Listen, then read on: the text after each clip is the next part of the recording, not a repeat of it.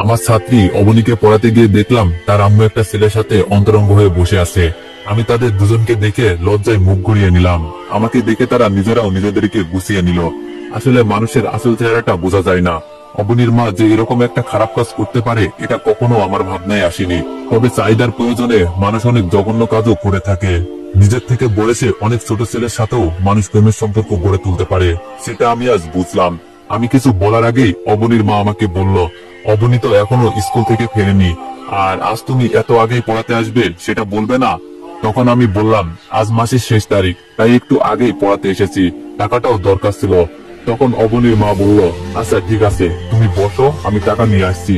কিছুক্ষণ পর অবনীর মা এসে আমার হাতে 10,000 টাকা দিয়ে বলল, ও হচ্ছে আমার খালাতো ভাই সুজন, অবনীকে ওর কথা বলার দরকার নেই, তোমাকে অগ্রিম মাসে টাকাটাও দিয়ে দিলাম। তোমার নাকি টাকার সমস্যা বলেছিলে, আজকে পড়াতে হবে না, তুমি বরং কালকে এসো। টাকাটা নিয়ে আমি চলে আসি। অবনীকে পড়াই আজ 6 মাস হতে চললো। সত্যি বলতে অবনীকে আমি টাকার জন্যই পড়াই।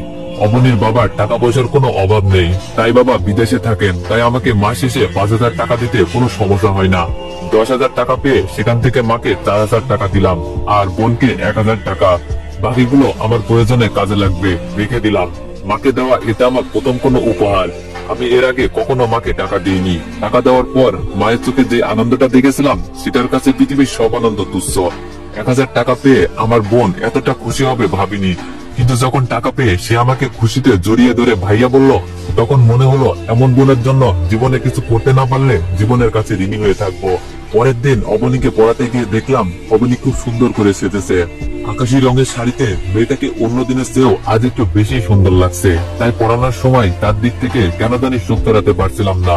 আমার এমন অবস্থা দেখে অবনী বলল, স্যার আপনার কি কোনো গার্লফ্রেন্ড আছে? নিজের ছাত্রের মুখে এমন প্রশ্ন শুনে কিছুটা আইনজীবী ফিল করলাম। তারপরেও ধমকে শুনে বললাম, এসব কি প্রশ্ন অবনী? আমার গার্লফ্রেন্ড দিয়ে তুমি কি করবে? বাচ্চাদের এসব জানতে হয় না, তুমি পড়াশোনায় মনোযোগ দাও।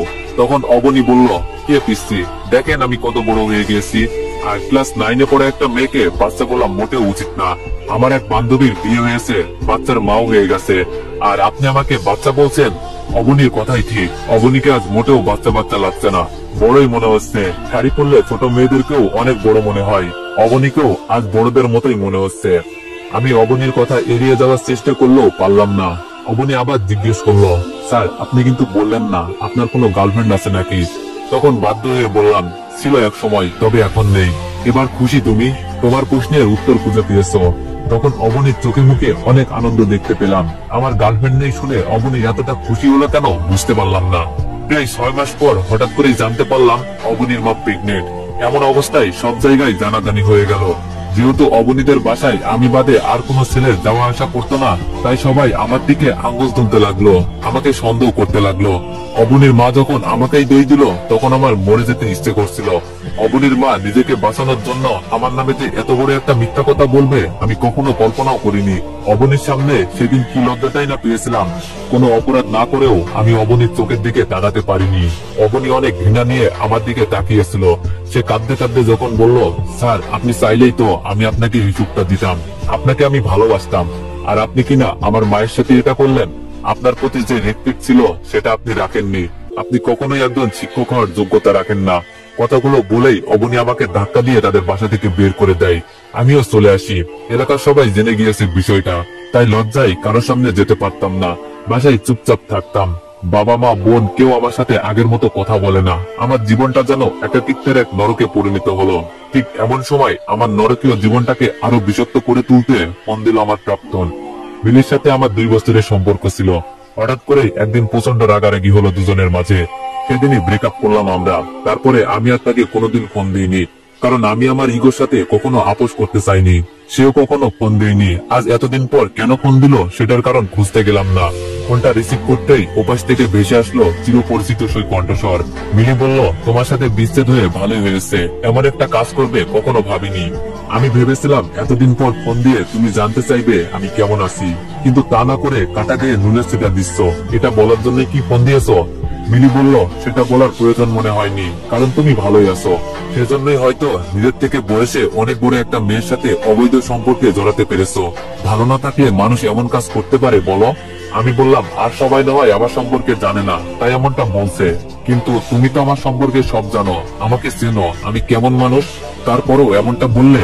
তোমার সাথে 2টা বছর রিলেশন করেছি, কখনো তো একটা চুমু খেতে চাইনি তোমাকে। তুমি বলো, তোমার সাথে যদি আমি ফিজিক্যাল রিলেশন করতে চাইতাম তাহলে কি তুমি না করতে? আমার তো মনে হয় না তুমি না করতে। সেখানে তোমার মতো মেয়ের সাথে এমনটা করিনি, সেখানে আমার থেকে বয়স বড় একটা মহিলার সাথে এটা আমি করব কি করে ভাবলে তুমি? ঠিক এমন সময় বাবা মার রুমে এসে পড়ায় আমি ফোনটা কেটে দিলাম। দীর্ঘ 6 মাস পর আমার রুমে কেউ আসলো, আমার সাথে কেউ কথা বললো। আমার তো ভালো লাগার কথা, খুশি হওয়ার কথা, কিন্তু আমি খুশি হতে পারলাম না। বরং বাবার কথাগুলো শুনে চোখের পানিটাকে অনেক চেষ্টা করেও ধরে রাখতে পারলাম না। বাবা যখন বললেন কয়েকদিন পর তোর বোনকে দেখতে আসবে, আমি চাই না তোর কারণে আমার মেয়েটার বিয়ে ভেঙে যাক। তুই 1 বছরের জন্য এই বাড়ি থেকে চলে যা, সবাই জানবে তোকে আমরা ত্যায্য পুত্র করেছি, তোর সাথে আমাদের কোনো সম্পর্ক নেই। 1 বছরে যদি কিছু করতে না পারিস, নিজেকে বেঁচে থাকার মতো অবস্থা তৈরি করতে না পারিস, তাহলে চলে আসিস, তখন তোর বোনের বিয়ে হয়ে যাবে, তাই আর কোনো সমস্যা হবে না। তবে আমি চাইবো না তুই আর কখনো এই বাড়িতে ফিরে আস। তোর কারণে আমি আমার মান সম্মান সব হারিয়েছি। কাজটা করার আগে তোর ভাবা উচিত ছিল তোর সাথে তোর পরিবারের মান সম্মানটাও মিশে আছে। যাই হোক, তোর মাকে আমি এখনো কথাটা বলিনি, তুই চলে যাওয়ার পরই বলবো। আজ রাতেই চলে যাবি, তোর মা কিংবা বোনের সাথে দেখা করার দরকার নেই। টাকা লাগবে বল, দিয়ে দিব।